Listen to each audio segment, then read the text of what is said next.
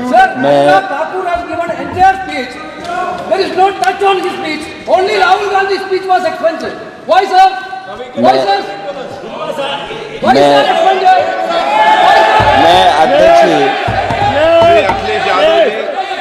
मैं अध्यक्ष जी का धन्यवाद देना चाहता हूँ।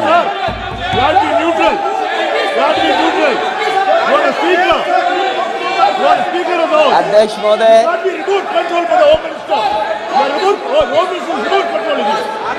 अध्यक्ष महोदय,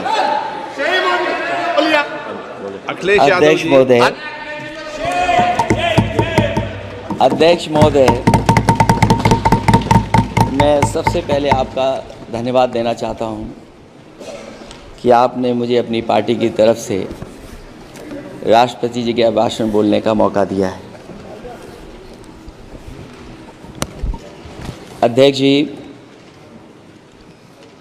सत्ता पक्ष और विपक्ष दोनों लगातार अपनी बात रख रहे हैं। मैं सबसे पहले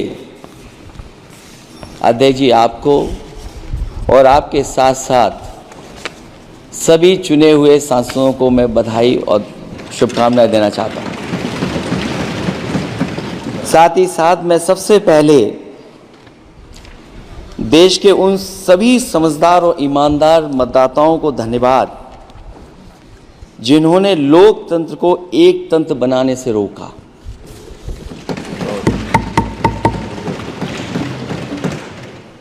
चुनाव के समय पर अध्यक्ष जी ऐसा कहा गया कि 400 पार। मैं समझदार जनता को फिर एक बार धन्यवाद दूंगा और मैं कुछ कहना चाहता हूं कि आवाम ने तोड़ दिया हुकूमत का गुरूर, दरबार तो लगा है पड़ा गमगीन में बेनूर है पर। अध्यक्ष महोदय, दरबार तो लगा है पर बड़ा गमगीन बेनूर है और पहली बार ऐसा लग रहा है हारी हुई सरकार विराजमान है। जनता कह रही है चलने वाली नहीं सरकार। अध्यक्ष महोदय, जनता कह रही है चलने वाली नहीं, ये गिरने वाली सरकार है। और क्योंकि ऊपर से जुड़ा कोई तार नहीं, नीचे कोई आधार नहीं, अधर में जो है अटकी हुई वो तो कोई सरकार नहीं।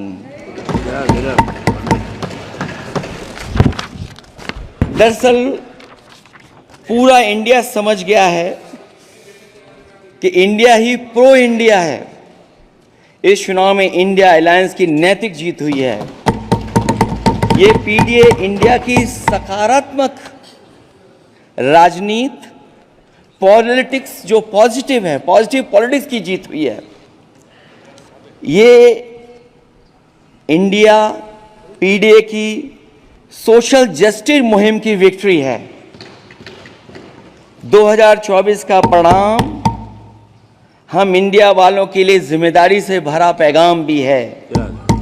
और अगर हम यूं कहें अध्यक्ष महोदय कि 15 अगस्त 1947 अगर उपनिवेशिक राजनीति से आज़ादी का दिन था तो 4 जून 2024 देश के लिए सांप्रदायिक राजनीति से आज़ादी का दिन रहा। ये सांप्रदायिक राजनीति के अंत और सामुदायिक राजनीति की शुरुआत है। जहां सांप्रदायिक राजनीति का अंत हुआ है वहीं सामुदायिक राजनीति की शुरुआत हुई है। सबसे अच्छी बात हुई ये है कि इस चुनाव में सांप्रदायिक राजनीति की हमेशा के लिए हार हो गई। अध्यक्ष महोदय, कहने को सरकार ये कहती है कि ये 5th लार्जेस्ट इकोनॉमी बन गई है और जीडीपी के मामले में 5th वर्ल्ड की इकोनॉमी बन गई है। लेकिन अध्यक्ष मोदी, ये सरकार क्यों छिपाती है कि अगर ये हमारी सबसे लार्जेस्ट इकोनॉमी, अगर हम 5वें नंबर पर हैं तो हमारे देश की पर कैपिटा इनकम प्रति व्यक्ति आय हमारे किस स्थान पर पहुंची है। और हम लोगों ने तो अध्यक्ष महोदय देखा है कि अगर दिल्ली की सरकार ने कहा होगा कि $5 ट्रिलियन की इकॉनमी बनेगी, तो जहां से प्रधानमंत्री जी चुन करके आते हैं वहाँ का प्रदेश के सरकार भी कह रहे कि हम $1 ट्रिलियन इकॉनमी बना लेंगे। देश की इकॉनमी कहाँ पहुँच गई, पर कैपिटा इनकम क्या है। लेकिन अगर उत्तर प्रदेश की इकॉनमी को अगर $1 ट्रिलियन की इकॉनमी बनना है तो कम से कम 35% की ग्रोथ चाहिए। मुझे नहीं लगता है कि 35% की ग्रोथ उत्तर प्रदेश पा पाएगा। हम हंगर इंडेक्स में कहाँ खड़े हैं, नीचे से कहाँ हैं। जो 5th लार्जेस्ट इकॉनमी की बात कर रहे हैं वो इनइक्वालिटी के पैरामीटर पे कहाँ खड़े हैं, वो हैप्पीनेस इंडेक्स में कहाँ खड़े हैं। और जो लोग चुनाव को अपने तरीके से मोड़ते हैं, मैं उन्हें कहना चाहता हूं कि अध्यक्ष महोदय, इस चुनाव के परिणाम ने तोड़ने वाली राजनीति को तोड़ दिया है और जोड़ने वाली राजनीति की जीत हुई है। इस चुनाव में धन छल बल की नकारात्मक राजनीति की शिकस्त हुई है। ये चुनाव जो देश का हुआ, ये सकारात्मक राजनीति का नया दौर शुरू हुआ है। इस बार प्रो कॉन्स्टिट्यूशन वालों की जीत हुई है। हम मानते हैं संविधान ही संजीवनी है, उसी की जीत हुई है। ये संविधान मंथन में संविधान रक्षकों की जीत हुई है। अब ऊपर से नीचे की राजनीति का अंत हो गया है। अब नीचे से जो समाज की जो आवाज उठेगी वही राजनीति का आधार बनेगी। मैं कहना चाहता हूं कि देश किसी की व्यक्तिगत महत्वाकांक्षा से नहीं, जन आकांक्षा से चलेगा। मतलब अब मनमर्जी नहीं, जनमर्जी चलेगी। इस चुनाव का बड़ा पैगाम यही है।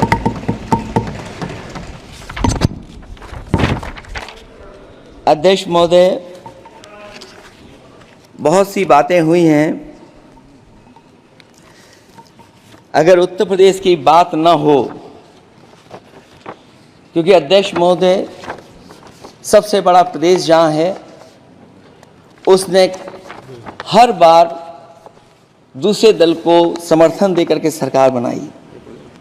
मैं उन्हीं लोगों से कहना चाहता हूं कि लोग क्यूटो की फोटो लेकर बनारस की गलियों से लेकर के गंगा जी तक ढूंढ रहे हैं। उनको लगता है जिस दिन मां गंगा साफ हो जाएंगी, शायद उस दिन कहीं क्यूटो उसकी गोद में कहीं मिल जाएगा। बनारसी लोग चाहते हैं कि कोई गंगा जी के भी तल में उतरकर उसका दर्द भी जाने। उत्तर प्रदेश की जनता का बस यही आग्रह है कि जिस गंगा जल को हाथ में लेकर सच कहने की कसम खाई जाती है, कम से कम उस गंगा जल से तो झूठ ना बोला जाए।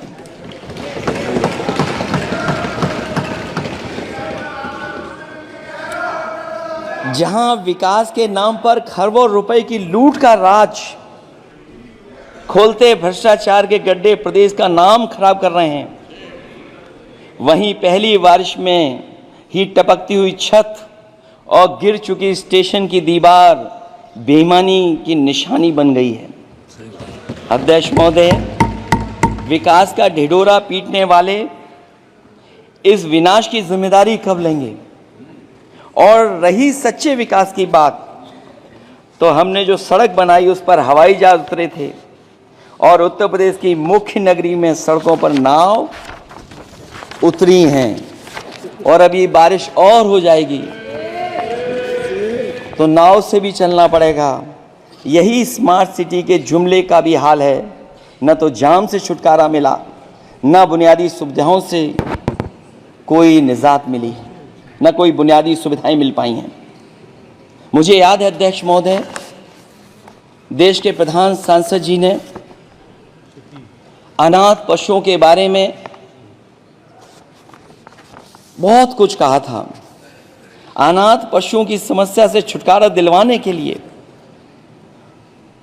कब वादा किया हुआ, लेकिन कई चुनाव बीत गए हैं, अभी तक गन्ने का भुगतान 2 हफ्ते का वचन जो दिया था, कहां दिया था? अब तो वचन देने वाले को भी याद नहीं है। हर बात को जुमला बना देने वाले लोगों के ऊपर से जनता का भरोसा उठ गया है। इसीलिए बहुमत की सरकार नहीं है, ये सहयोग से चलने वाली सरकार है। डबल इंजन के नाम पर उत्तर प्रदेश को टकराहट के सिवा कुछ हासिल नहीं हुआ है। उत्तर प्रदेश में प्रभुत्व की लड़ाई 2 लोगों को आपस में लड़ा रही है, लेकिन उसकी मार जनता को सता रही है।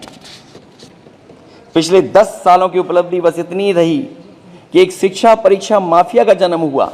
अध्यक्ष महोदय, जिस समय चुनाव में थे और उत्तर प्रदेश में वो हालात देखे हैं कि नौजवान जब भी तैयारी कर करके जाता था और परीक्षा दे करके लौटता था तो उसको पता लगता था कि पेपर लीक हो गया। और उत्तर प्रदेश में केवल एक पेपर लीक नहीं हुआ है, जितनी भी परीक्षाएं हुई हैं सब पेपर लीक हुए हैं। केवल उत्तर प्रदेश ही नहीं, मैं माननीय सांसद की तरफ से सुन रहा था, कई ऐसे प्रदेश हैं जहां पर परीक्षाएं देने तो बच्चे गए, लेकिन वहां भी पेपर लीक हो गया। और अभी जब 4 जून को रिजल्ट आया, उसके बाद जो बात उठी है, देश की सबसे प्रेस्टिजियस परीक्षा, उसका भी पेपर लीक हो गया। और आखिरकार ये पेपर लीक हो क्यों रहा है? सच्चाई तो ये है कि ये सरकार पेपर लीक इसलिए करा रही है कि सरकार नौकरी नहीं देना चाहती, रोजगार नहीं देना चाहती, उन नौजवानों का भविष्य नहीं बनने देना चाहती। पिछले 10 सालों की उपलब्धि बस इतनी रही है कि एक शिक्षा परीक्षा माफिया का जन्म हुआ है, जिसने तथाकथित अमृत काल में युवाओं के भविष्य की आशाओं को ही जहर दे दिया है। जो सरकार उम्मीद को मार दे, वह न तो वर्तमान को सुधार सकती है, न भविष्य को संवार सकती है। सरकार आशा का प्रतीक होनी चाहिए, निराशा का नहीं। जनता चाहती कि हर समस्या के लिए बीते कल को जिम्मेदार ठहराने के बहाने को सरकार छोड़े और आने वाले कल की बात करे। अगले 1000 साल के झूठे सपने दिखाने वाले अगले महीने होने वाली परीक्षाओं के लीक न होने की गारंटी कब लेंगे? जनता अब न तो किसी बहकावे में आएगी और न किसी के बहलावे फुसलावे में आएगी। जो लोग कहते हैं कि अमृत काल की बात करने वाले जनता का जागरण काल आ गया है, आज इस सदन में नए राजनीतिक जागरण के अनेक प्रतिनिधि बैठे हैं। अब जब बात होगी तो सच्ची बात होगी और जनता को पूरी सच्चाई के साथ हम लोग अपनी जिम्मेदारी के साथ बात रखेंगे।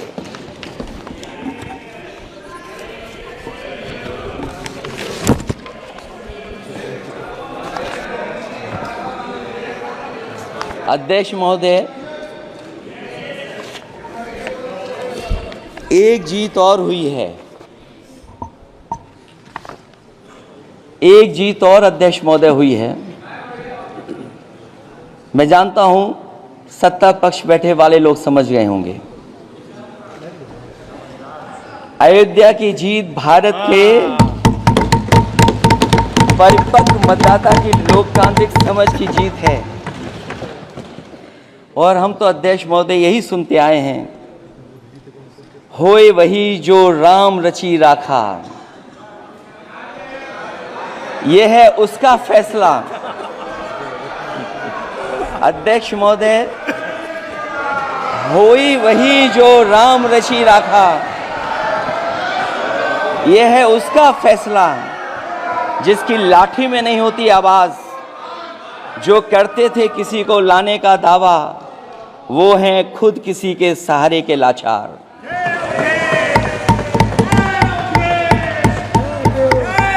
अध्यक्ष महोदय, मैं फिर कह देना चाहता हूं, होए वही जो राम रची राखा,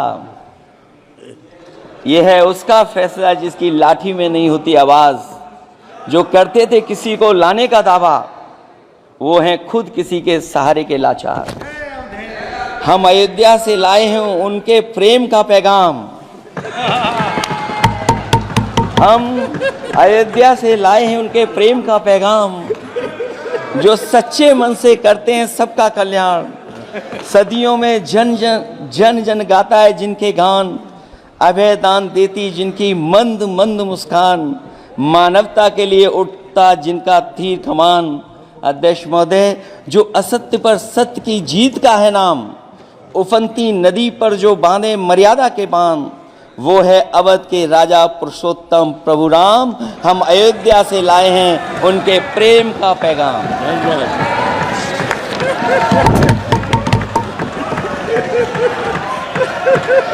अध्यक्ष महोदय,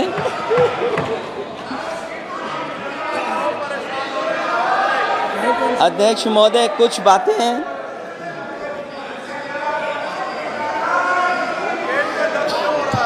अध्यक्ष महोदय, कुछ बातें समय और काल से परे होती हैं, इसलिए आज यहाँ उत्तर प्रदेश के सदन में पढ़ा गया एक शेर याद आ गया, जो तब सही था अब और सही साबित हो रहा है। इजाजत हो अध्यक्ष जी तो मैं अर्ज करूं। हजूरे आला आज तक खामोश बैठे हैं इसी गम में, हजूरे आला आज तक खामोश बैठे हैं इसी गम में, महफिल लूट ले गया कोई जबकि सजाई हमने। योगी जी के लिए, योगी जी के लिए।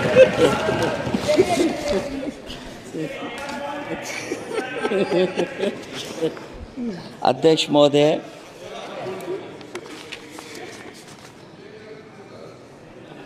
मैं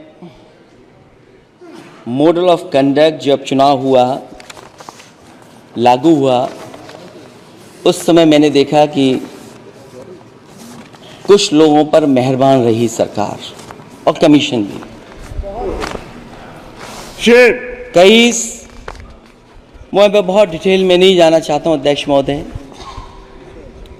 लेकिन कहीं ना कहीं प्रश्न उस संस्था पे भी लगा है, और अगर उस संस्था पर प्रश्न लगा है तो लगाने वाली सरकार की वजह से लगा है। इसलिए अगर निष्पक्ष होगी वो संस्था तो न केवल हमारा लोकतंत्र स्वस्थ होगा, बल्कि हमारे लोकतंत्र और मजबूत दुनिया में दिखाई देगा। अध्यक्ष महोदय, ईवीएम पे मुझे कल भी भरोसा नहीं था, आज भी नहीं भरोसा। मैं 80 के 80 सीट जीत जाऊं तब भी नहीं भरोसा।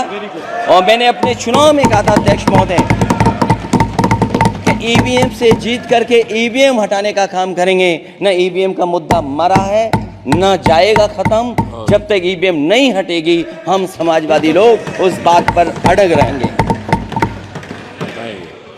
उत्तर प्रदेश अध्यक्ष महोदय वो प्रदेश है जिसने सरकार बीजेपी की बनवाई, एक बार नहीं 2 बार बनवाई, और उसी उत्तर प्रदेश के साथ कितना बड़ा भेदभाव, उत्तर प्रदेश के साथ बड़ा भेदभाव।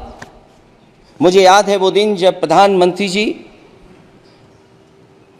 एयरफोर्स के सबसे भारी वाहन हवाई जहाज से उतरे थे सड़क पर। वो अलग बात है कि उस प्रदेश के मुख्यमंत्री उनके साथ नहीं बैठ पाए थे, लेकिन वो एक्सप्रेसवे जो बना था और आज भी जो उत्तर प्रदेश में बन रहे हैं वो उत्तर प्रदेश के बजट से बन रहे हैं। लेकिन दिल्ली की तरफ से कोई एक्सप्रेसवे अभी नहीं दिया गया है। न केवल इंफ्रास्ट्रक्चर में भेदभाव हुआ है, बल्कि हमें याद है कि प्रधानमंत्री जी ने बड़े पैमाने पे गांव गोद लिए थे। और सोचिए, अगर देश के प्रधान सांसद अगर किसी गांव को गोद ले लें और उस गांव की तस्वीर न बदले, तो शायद मैं नहीं समझता हूं कि किसी गांव की तस्वीर 10 साल में बदली होगी। मुझे वो गांव जिसको उन्होंने गोद लिया, जो प्रधानमंत्री जी की आदर्श योजना थी उसके तहत जो गोद लिया गया था गांव, वो 5 वर्ष पहले खूब शोर हुआ था कि बनारस शहर की तरह डोमरी में चमचमाने लगेगा एक गांव। हकीकत में कुछ नहीं हुआ।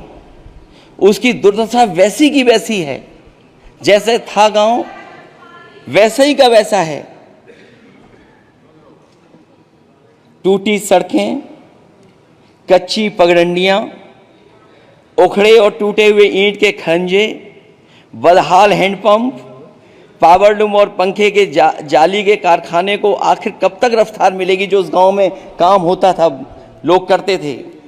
खाली पड़े रसोई गैस के सिलेंडर, अंधाधुंध बिजली कटौती के बीच इस गांव के लोगों को हर सुबह मजदूरी की कभी ना खत्म होने वाली तलाश आखिर कब पूरी होगी। तो सोचिए, एक गांव की तस्वीर ये है। जो गांव कभी गोद लिया गया था, उस गांव की भी तस्वीर नहीं सुधर पाई है। जो भाजपा के स्मार्ट सिटी के झूठे सपने में गांव के लिए कोई जगह नहीं है। अपने गांव गोद लेने की जो बात कही थी, क्या वो भी जुमला था अध्यक्ष जी? पता नहीं जिस गांव को गोद लिया था उसका नाम भी किसी को याद है कि नहीं। मैं नाम पूछ करके किसी को शर्मिंदा नहीं करूंगा, क्योंकि अगर नाम याद है तो ये तो और भी बुरी बात है कि अपने नाम याद रखने के बावजूद भी कुछ नहीं किया। जिसे गोद लिया जाता है उसे अनाथ बनाकर छोड़ देना अच्छी बात नहीं है। और अगर तस्वीर अध्यक्ष महोदय बदली हो 10 साल में उन तमाम गोद लिए हुए गांवों की, तो मैं सत्ता पक्ष के लोगों से कहूंगा जरूर इस सदन में बात रखें, जरूर बताएं आप। जो बात कभी अध्यक्ष महोदय कास्ट सेंसस की उठी थी, हम उस कास्ट सेंसस के पक्ष में हैं कि बिना कास्ट सेंसस के सामाजिक न्याय संभव नहीं है। सबको हक दिला पाना मुश्किल है। अध्यक्ष महोदय, राष्ट्रपति जी के अभिभाषण में अग्निवीर को लेकर के जो चिंता विपक्ष की थी और देश के नौजवानों की थी, वो चिंता वैसी की वैसी बनी है। अध्यक्ष महोदय, मैं ये कहना चाहता हूँ, मैं खुद मिलिट्री स्कूल से पढ़ा हूँ। मेरे साथ के बहुत बड़े पैमाने पे लोग फौज में हैं। मैंने समय समय पे जो मेरे साथ पढ़े जो सीनियर थे उनसे भी जानकारी हासिल की है। बड़े बड़े ऑफिसर से मैंने पूछा है, वो शायद आपको न बता पाएं, लेकिन दबी जुबान में उन्होंने कहा है कि देश की सुरक्षा के साथ अग्निवीर जैसी व्यवस्था लागू करने से समझौता हो रहा है। अध्यक्ष महोदय, किसी भी देश की सबसे बड़ी प्राथमिकता अगर कोई है तो वो देश की सीमाओं की सुरक्षा है। अग्निवीर जैसी व्यवस्था से कभी संभव नहीं है। अध्यक्ष महोदय, हम अग्निवीर व्यवस्था को कभी स्वीकार नहीं कर सकते हैं। आज नहीं कल, कल नहीं बाद में, जब कभी भी सत्ता में इंडिया गठबंधन आएगा, अग्निवीर व्यवस्था हमेशा हमेशा के लिए खत्म हो जाएगी। अध्यक्ष महोदय, जिन्होंने कहा कि हम आय किसानों की दोगुनी कर देंगे, आज किसान पूरा देश का देख रहा है कि उसकी आय कहां दोगुनी हो गई। और जिस तरह महंगाई बढ़ी है, सरकार बताए कि महंगाई इस बढ़ने पे उसकी आय कितनी होनी चाहिए। और जो इंफ्रास्ट्रक्चर की बड़ी बड़ी बातें की गई थी कि एमएसपी लागू करने के लिए एग्रीकल्चर सेक्टर का इंफ्रास्ट्रक्चर तैयार होगा, लेकिन जहां तक मैंने उत्तर प्रदेश में देखा है, अगर इस सरकार में एक भी नई मंडी बनी हो तो मुझे सरकार बता दे।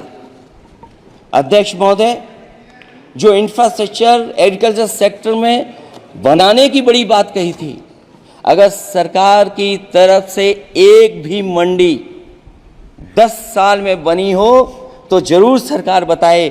जो सरकार मंडी नहीं बना सकती है उस पर एमएसपी का भरोसा कैसे कर सकते हैं? जिन्होंने एमएसपी का भरोसा दिलाया था। हम अध्यक्ष महोदय आपके माध्यम से यही कहेंगे कि जो राष्ट्रपति के अभिभाषण में लीगल गारंटी एमएसपी को मिलनी चाहिए थी, वो क्रॉप्स को नहीं मिली है। न केवल फसलों को मिले बल्कि हॉर्टिकल्चर क्रॉप्स को भी एमएसपी देने का फैसला हो, जिससे कि हमारा किसान खुशहाल हो सके। साथ ही साथ ओपीएस की बात अभिभाषण में नहीं आई है। ओल्ड पेंशन स्कीम लागू हो, जिससे हमारे तमाम सरकारी कर्मचारियों का भविष्य बन सके। और देश की एक बड़ी आबादी जहाँ से मैं चुन करके आता हूँ, उत्तर प्रदेश, जहाँ बुनकर न केवल उत्तर प्रदेश बल्कि देश के कोने कोने में बुनकर समाज के लोग बड़े पैमाने पर रह रहे हैं, लेकिन बुनकरों को जो सुविधाएं मिलनी चाहिए वो भी इस सरकार में नहीं मिल पा रही हैं। जो प्रदेश सरकारों ने कभी बुनकरों के लिए योजनाएं चलाई थीं वो भी अध्यक्ष महोदय बंद कर दी हैं। मैं अंत में इतना ही कहना चाहूँगा कि इस सरकार ने नौजवानों को नौकरी नहीं दी है, नौकरी और रोजगार उनसे छीने हैं, बहुत नौकरी छीनी है। इसलिए मैं कहना चाहता हूं अध्यक्ष जी, इसलिए मैं कहूँगा कि आपके राज्य में न नौकरी की उम्मीद है न रोजगार, क्योंकि आपने छोटे कारोबारी तक को इतना छोटा बना दिया है कि न तो वो अपना पेट भर सकता है न किसी को नौकरी पर रख सकता है। जो कुछ पद निकलते भी हैं तो उन पर लेटरल एंट्री के नाम से पिछले दरवाजे से कुछ खास संगी साथियों को रख लिया जाता है। आरक्षण का हक नॉट फाउंड सुटेबल के नाम पर हड़पा जा रहा है। और अध्यक्ष महोदय, आरक्षण के साथ इतनी खिलवाड़ किसी सरकार ने नहीं की होगी जितनी खिलवाड़ इस सरकार ने की है। जहां सरकारी नौकरियां नहीं दी जा रही हैं, और सरकारी नौकरियां इसलिए नहीं दी जा रही हैं क्योंकि उन्हें आरक्षण देना पड़ेगा। जिस प्रदेश से मैं आता हूं वहाँ सबसे बड़े पैमाने पे नौजवान बेरोजगार है। और पिछले 10 साल में जो क्वेश्चन, जो पेपर उन्होंने लीक कराए हैं वो इसीलिए कराए हैं क्योंकि नौकरी ना देनी पड़े, और अगर नौकरी देनी पड़ेगी तो उन्हें आरक्षण भी देना पड़ेगा। ये जानबूझ करके सरकार नौकरी और आरक्षण के साथ खिलवाड़ कर रही है।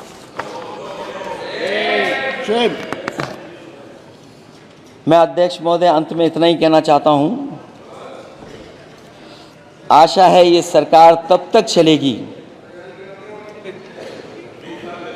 तब तक उसके केंद्र में इस देश का हर एक गरीब, शोषित, वंचित, पीड़ित, पिछड़ा, दलित, अल्पसंख्यक, आदिवासी, महिला, युवा, छोटा कारोबारी, ईमानदार, नौकरी पेशा, आम आदमी और कर्मचारी, अधिकारी, मजदूर और किसान होगा, ना कि धनवान होगा।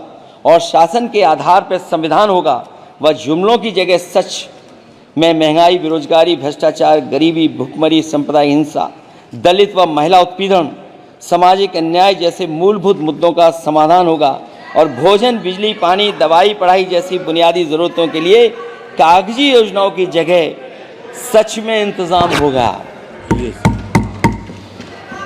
मैं एक बार फिर उत्तर प्रदेश की समझदार जनता द्वारा सबसे बड़ी पार्टी चुने जाने के साथ साथ इंडिया गठबंधन समाजवादी पार्टी और कांग्रेस को सबसे ज़्यादा सीटें जिताई, उसके लिए मैं उत्तर प्रदेश की जनता